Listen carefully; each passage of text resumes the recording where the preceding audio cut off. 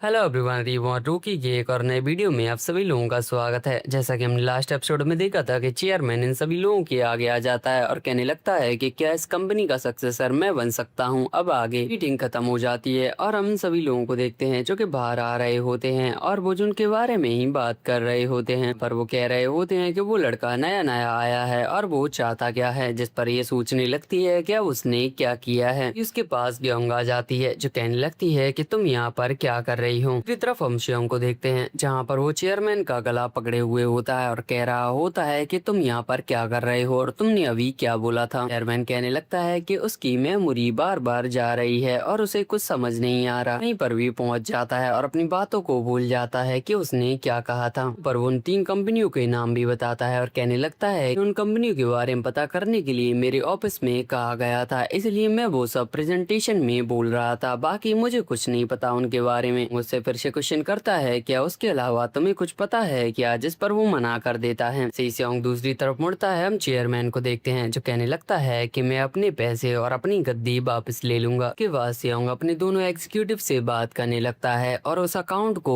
Freeze करने के लिए कहता है जिसमें कि स्लश फंड पड़ा हुआ है। वो ऐसा इसलिए करना चाहता है ताकि किसी को भी पता ना चले। यहाँ पर वो उन कंपनी को छुपाने की भी बात कर रहा होता है। तभी हम देखते हैं कि लड़की वहाँ पर आ जाती है और कहने लगती है कि ग्योंग आपको बुला रही है, ये कोई फैमिली मैटर है। नेक्स्ट सीन में ग्योंग वहाँ पर पहुंच जाता है और वो ग्यूल को देखता है। उसके बाद वो दोनों ग्यूल से क्वेश्चन करने लगते हैं और यहाँ पर आने का रीजन पूछते हैं। उन्हें ये भी पता चल जाता है कि ग्यूल कंपनी में बहुत टाइम से इंटर्न के तौर पर काम कर रही थी। ग्यूल की लॉयल्टी चेक करने के लिए वो दोनों ग्यूल से उसकी प्रॉपर्टी उन्हें देने के लिए कहने लगती है। इसके साथ साथ वो अपने घर पर भी जा सकती है और अपनी माँ से भी मिल सकती है। हम ग्यूल को देखते हैं जो कि अपनी प्रॉपर्टी को अपने भाई और बहन के नाम पर कर देती है। ये बात वो अपनी माँ को बता रही होती है। तभी हम देखते हैं कि चेयरमैन ये सब सुन लेता है। वो सोच रहा होता है कि अब इसके भाई बहन ने इससे क्या लिया होगा। गर्ल पीछे मुड़कर देखती है। अर्जुन खड़ा हुआ रहता है जिससे वो कहने लगती है कि तुम्हें मतलब क्या है। के बाद हम गर्ल को देखते हैं जहाँ पर वो एग्जीक्यूटिव्स की बातें सुन रही होती है। हमें बहुत सारे सीन दिखाए जाते हैं जहाँ पर वो कुछ लोगों से मिल रही होती है और कंपनी की इंफॉर्मेशन निकाल रही होती है और ये सब चेयरमैन देख रहा होता है चुपके से। इस सीन में हम चेयरमैन को देखते हैं जहाँ पर वो अपने फिर से सीक्रेट रूम में पैसे लेने के लिए आया होता है, लेकिन तभी बाहर से उसे आवाज आती है। वो पैसे लेकर बाहर जाता है जहाँ पर क्योल उसको पकड़ लेती है और कहने लगती है कि तुम्हें चेयरमैन का कोड कैसे पता है, तुमको सियोंग और ग्योंग ने भेजा है यहाँ पर ये सब करने के लिए। मैन कहने लगता है कि पहले अपना हाथ हटाओ, मैं तुम्हें सब कुछ बताऊंगा। जिसके बाद हम उन दोनों को छत पर देखते हैं। मैन कहने लगता है कि इसका कोड मुझे तुम्हारे पिता ने ही बताया था, है कि मुझ में टक्कर मारने वाला कोई और नहीं तुम्हारा भाई और बहन था। मैन के कहने पर ही मैंने ये सब किया है। वैसे ग्योल गुस्से में आ जाती है और कहने लगती है कि सभी लोगों के सामने ये बात कहो। मैन कहने लगता है कि मेरे पास कोई भी सबूत नहीं है, लेकिन ग्योल फिर भी उसको कहने की बोलने लगती है और कहती है कि तुम उनको बिलीव दिलाओ। मैन उससे कहने लगता है कि तुम अपने भाई बहन को यहाँ से निकालना चाहती हो ताकि तुम इस कंपनी पे राज कर सको, यहाँ तक कि तुम दूसरे लोगों की बातें सुन रही हो और इन्फॉर्मेशन कलेक्ट कर रही हो। तुम्हें अब डर लग रहा होगा कि मैं ये सारी बातें जाके प्रेसिडेंट को ना बता दूं। पर ग्योल उसमें पंच करती है और उससे कहने लगती है कि ऐसा कुछ भी नहीं है। मैन कहने लगता है कि अगर ऐसा कुछ भी नहीं है तो तुम मेरा साथ दो, क्योंकि मैं उन दोनों को ये कंपनी नहीं लेने दूंगा। हमारे पिता ने ही कहा था कि वो दोनों इस कंपनी को नहीं चला सकते, तो तुम मेरा साथ दोगी। लेकिन ग्योल उसका कोई भी आंसर ना देते हुए वहाँ से चली जाती है। अगले दिन हम ग्योल को देखते हैं जो कि अपनी फैमिली के पास आती है, मतलब अपने घर पे। के बाद वो सभी लोगों से बात करने लगती है और उसे पता चलता है कि उसकी माँ घर पे काम कर रही है, मतलब कि एक मेड के तौर पर वो यहाँ पर रह रही है। उसकी माँ वहाँ पर आ जाती है और उसको उसके रूम में ले जाती है। यहाँ पर वो अपनी माँ से बात करने लगती है और वो देखती है कि उसकी माँ नौकरों की तरह घर पे काम करती है। देर बाद हम देखते हैं कि वहाँ पर ग्योंग आ जाती है जो कहने लगती है कि यहाँ पर कुछ भी उल्टा सीधा करने की कोशिश मत करना। ये बोलने के बाद वो वहाँ से चली जाती है। ग्योल कहने लगती है कि मैं तुम सभी लोगों को सबक सिखा के रहूंगी। कंपनी में ही सभी लोगों को पता चल चुका होता है कि उन दोनों में से कोई भी चेयरमैन नहीं बनने वाला। तब तक चेयरमैन के सारे काम सोंग जे ही देखेगा। सोंग जे को देखते हैं जो कि अपनी पीए से मिलता है और यहाँ पर वो कार के मैनेजर पर नजर रखने के लिए कहता है और उसके पीछे ऑडिट टीम लगाता है। इस सीन में हम ग्योल और चेयरमैन को देखते हैं जहाँ पर वो दोनों साथ में ऑफिस पहुँचते हैं। वो ऑफिस में पहुँचते हैं वो सभी लोगों को देखते हैं जो कि कॉल्स पे बात कर रहे होते हैं और यहाँ पर कुछ सेल्स की प्रॉब्लम होती है। काम टीम 2 का नहीं होता, ये टीम 3 का होता है, जिसकी वजह से चेयरमैन उनको कॉल करता है और उनको उल्टा सीधा बोलता है। वजह से सभी लोग बस उसको देखते ही जा रहे होते हैं। फिर हम चेयरमैन को देखते हैं जो कि अपने बॉस से बात करने लगता है। कहने लगता है कि सेल्स को ऐसे बात करने से अच्छा है कि तुम डायरेक्टली वहाँ वहाँ पे जाके चेक करो, पता लगाओ कि सब कुछ सही चल रहा है या फिर नहीं। देखते हैं कि वो दोनों इस जगह पर आ जाते हैं और बात करने लगते हैं उसी चीज के ऊपर। यहाँ पर चेयरमैन बॉस को कन्विंस करने की कोशिश कर रहा होता है। हम टीम 3 के उस बंदे को देखते हैं जो कि वहाँ पर आ जाता है और वो टीम 2 के इस बॉस को उल्टा सीधा कह रहा होता है, क्योंकि उसको पता नहीं था कि वो पीछे ही खड़ा है। सही वो उसे देखता है, वो कहने लगता है कि मुझे पता नहीं था कि आप यहाँ पर हो, और बॉस उसके ऊपर गुस्सा करता है। डायरेक्टर अपने बॉस से कहने लगता है कि इसने तुम्हारी इंसल्ट की है, आप इसको ऐसे ही नहीं जाने दे सकते, आप मैनेजर से शिकायत करो। और हम देखते हैं कि बॉस मैनेजर के पास पहुंच जाता है। कहने लगता है कि सेल्स के लिए मैं हेड टू हेड जाऊंगा, मतलब कि मैं डायरेक्टली जाके उनसे बातें करूंगा और सब कुछ चेक करूंगा। मैनेजर यहाँ पर नहीं मान रहा होता। तभी हम देखते हैं कि वहाँ पर चेयरमैन आ जाता है और उसको देखकर तो वो और ज्यादा गुस्सा करने लगता है कि क्या इसकी वजह से तुम ये सब कर रहे हो। हम चेयरमैन को देखते हैं जो कि मैनेजर से स्टिक के बारे में बात करने लगता है और उसको थोड़ा सा ज्ञान पेलता है, नई कंपनी के बारे में बात करता है जिसकी वजह से बहुत सारे घोटाले हो रहे हैं और बहुत सारा फंड ऐसे ही फालतू में जा रहा है। ये बातें सुनने के बाद हम मैनेजर को देखते हैं जो कि बॉस से कहने लगता है कि तुम जा सकते हो, मैं डायरेक्टर को नोटिस भेज दूंगा। इसके बाद वो दोनों बाहर निकल के आते हैं। तभी हम देखते हैं कि वहाँ पर ग्योल आ जाती है। चेयरमैन के पास उसी आंटी का कॉल आता है जो कहने लगती है कि तुम्हारी दादी यहाँ से चली गई हैं, शायद वो तुमसे मिलने के लिए आ रही होंगी। चेयरमैन को इससे कोई भी फर्क नहीं पड़ रहा होता। वो कहने लगती है कि अगर वो गायब हुई है तो तुम्हें पुलिस को कॉल करना चाहिए, जिस पर पीछे उसका बॉस गुस्सा करने लगता है और कहने लगता है कि तुम्हारी दादी भाग गई है तो तुम्हें खुद ही जाना चाहिए। अगले सीन में हम चेयरमैन को देखते हैं जो कि यहाँ पर खड़ा हुआ रहता है और वो कह रहा होता है कि उसे क्या पता कि मैं उनका ग्रैंडसन नहीं हूँ, लगे उसका पोता नहीं हूँ। पर कोई भी टैक्सी वाला नहीं रोक रहा होता है। तभी हम देखते हैं कि वहाँ पर ग्यूल आ जाती है जो कि उसको लिफ्ट देने लगती है। वापस होता है, अब तक वो सियोंग को मिल चुका होता है। यहाँ पर वो अपने एग्जीक्यूटिव से बात करने लगता है, कहने लगता है कि अब हम स्लश फंड का क्या करें। इस एग्जीक्यूटिव का नाम सॉन्ग होता है जो कहने लगता है कि क्यों ना हम किसी दूसरे अकाउंट में शिफ्ट कर दें। सुनने के बाद सियोंग उसको हाँ करता है और हम देखते हैं कि सॉन्ग किसी को मैसेज करके भेजता है कि उसने हाँ कर दिया है। सीन शिफ्ट होता है और हम सियोंग की वाइफ को देखते हैं और उसके सामने उसका पिता होता है। यहाँ पर वो दोनों मिलकर चुईसियोंग कंपनी को हड़पने की बातें कर रहे होते हैं, लगे उसने जान मान के अपनी बेटी की शादी सियोंग के साथ की है। हम सियोंग को देखते हैं जो कि वहाँ पर आ जाता है और लोगों के साथ डिनर करने लगता है। डिनर खत्म होने के बाद हम जय सियोंग को देखते हैं जो कि वहाँ से चला जाता है और ये दोनों यहीं पर होते हैं। दूसरी तरफ हम ग्योंग को देखते हैं जहाँ पर वो हॉस्पिटल में होती है और अपने पति से बात कर रही होती है। उसका पति कहने लगता है कि अब मैं इनको और बेहोश नहीं रख सकता, क्योंकि वो एक डॉक्टर है तो ऐसा काम करने के लिए मना कर रहा होता है। लेकिन उसकी वाइफ उसको इमोशनल ब्लैकमेल करने लगती है जिसकी वजह से वो मान जाता है। चेयरमैन को उसकी दादी मिल चुकी होती है लेकिन वो उसको पहचान नहीं रही होती। उसकी दादी को डिमेंटिया है जिसकी वजह से वो एक लड़के पे से टी शर्ट लेता है और उसको बहुत सारे पैसे देता है। के बाद वो जुन की दादी के पास जाता है जहाँ पर जुन की दादी उसे किस करने की कोशिश करती है लेकिन चेयरमैन उससे दूर हो रहा होता है। उनके बीमारी के चलते हम ग्योल को देखते हैं जो कि उनको हॉस्पिटल में लेके आती है। चेयरमैन तो ऐसा नहीं करना चाह रहा होता लेकिन ग्योल की वजह से उसे ये सब करना पड़ रहा होता है। की दादी चेयरमैन को पकड़े हुई होती है जिस पर ग्योल कहने लगती है कि तुम्हारी दादी कितना तुम्हें प्यार करती हैं, एक मेरे पिता थे जो कि मुझे प्यार नहीं करते थे। पास्ट का सीन दिखाया जाता है जहाँ पर उसके पिता उसे फौरन भेज देते हैं पढ़ाई करने के लिए। एंड में आ जाते हैं जहाँ पर चेयरमैन कहने लगता है कि उन्होंने ये तुम्हारी भलाई के लिए किया था। सुनकर ग्योल कहने लगती है कि तुम हमेशा पिता की साइड क्यों लेते रहते हो। की दादी को वो उसी हॉस्पिटल में लेके आए हुए होते हैं जिसमें चेयरमैन की बॉडी है। चेयरमैन को देखते हैं जो कि इस नर्स से बात कर रहा होता है और उससे फिर से उसका ध्यान रखने के लिए कहता है और उसको पैसे भी देता है। नर्स ने यहाँ पर कैमरा भी लगा दिया होता है जिसकी वजह से चेयरमैन उसको कभी भी दे सकता है, मतलब खुद की बॉडी को। सीन में हम टीम 3 को देखते हैं जहाँ पर वो सेल्स कंपनी में जाने के लिए तैयार हो गई होती है, मतलब उन पे छापा मारने के लिए। देखते हैं कि उन 3 कंपनियों में से एक कंपनी में आई हुई होती है। री का जो बॉस होता है वो उसमें जबरदस्ती घुस जाता है उसको चेक करने के लिए, लेकिन बॉस यहाँ पर देखता है कि 2 लोग तो यहाँ पर है ही नहीं। इस कंपनी का एक बंदा चुईसुई कंपनी में किसी को कॉल करता है, कोई और नहीं एग्जीक्यूटिव सॉन्ग होता है जिसका पीछा ये दोनों करने लगते हैं। मैंने यहाँ पर ग्योल को बताते हैं सियोंग का जितना भी स्लश फंड है वो इसी के पास है, लोगा सियोंग का जितना भी काला धन है वो इसके ही पास रहता है। ये बात सियोंग तक पहुँच जाती है, मतलब कि सियोंग कंपनी से निकल चुका है और वो ऐसा समझ रहा होता है कि वो फैक्ट्री में जाने वाला है, वो सब कुछ संभाल लेगा। इधर हम देखते हैं कि ये दोनों सॉन्ग का पीछा करते हैं। वो देखते हैं कि सॉन्ग जी सियोंग के घर पर जाता है। चेयरमैन समझ जाता है कि ये सब कोई और नहीं जी सियोंग कर रहा है। समझ जाता है कि जी सियोंग पूरी कंपनी को हड़पना चाहता है और उसने ही सॉन्ग को कंपनी में भेजा था इतने दिन से ताकि वो यहाँ पर काम कर सके। दूसरी तरफ हम सियोंग को देखते हैं जिसे कि पता चलता है कि सॉन्ग फैक्ट्री में नहीं गया है, की वजह से सियोंग अपने अकाउंट को को चेक करने लगता है और वो देखता है कि उसका अकाउंट पूरी तरीके से खाली कर दिया गया है। की वजह से वो अपनी पीए से सॉन्ग को ढूंढने के लिए कहता है। दूसरी तरफ हम सॉन्ग को देखते हैं जहाँ पर वो अपनी फैमिली से मिलता है और उनको कुछ पैसे देता है और देश से बाहर जाने के लिए कहता है। सही सॉन्ग वहाँ से निकलने वाला होता है तभी उसके पास एक कार आ जाती है। इस सीन में हम जे सॉन्ग को देखते हैं जो कि यहाँ पर बैठा हुआ रहता है। तभी उसके पास सॉन्ग आ जाता है कि सॉन्ग का 300 मिलियन स्लश फंड उसको दे देता है। मतलब एक क्रिप्टो ऐप में रहता है जिसका वो आईडी पासवर्ड उसको दे देता है। सॉन्ग को देखते हैं जो कि अपनी कार लेकर वहाँ से चला जाता है। इस सीन में ये दोनों देखते हैं कि सॉन्ग की कार ब्लास्ट हो चुकी है। कल कहने लगती है कि मुझे नहीं पता था कि कोई ऐसा भी कर सकता है। हम देखते हैं कि सॉन्ग उन दोनों के पीछे होता है, मतलब कि उन दोनों ने सॉन्ग को बचा लिया होता है। यही सीन दिखाया जाता है जहाँ पर उनके सामने कोई और नई चेयरमैन आता है। से मिलने के बाद वो सब कुछ पहले ही प्लान कर चुका होता है। उनको भी नहीं लगा था कि जी सॉन्ग उसके साथ कुछ ऐसा करेगा। सॉन्ग को देखते हैं जो कि उस क्रिप्टो का आईडी पासवर्ड चेयरमैन को दे देता है। चेयरमैन उसको इतने सारे पैसे देता है कि वो अपनी फैमिली के साथ अपनी पूरी जिंदगी निकाल सकता है। उनके जाने के बाद हम चेयरमैन को देखते हैं कि गिल से कहने लगता है कि क्या तुम्हें अब मुझ पर ट्रस्ट है, जिस पर वो कहने लगती है कि ये सब कैसे हो सकता है। पर वो कहने लगती है कि ये कितना ज्यादा डरावना है। हम चेयरमैन को देखते हैं जो कहने लगता है कि मैंने तुम्हारे पिता से प्रॉमिस किया था, चलो हम कंपनी को वापस लेते हैं, तुम और मैं। इसी के साथ ये एपिसोड यहीं पर खत्म होता है। मिलते हैं नेक्स्ट वीडियो में, तब तक के लिए लाइट्स कैमरा गुड बाय।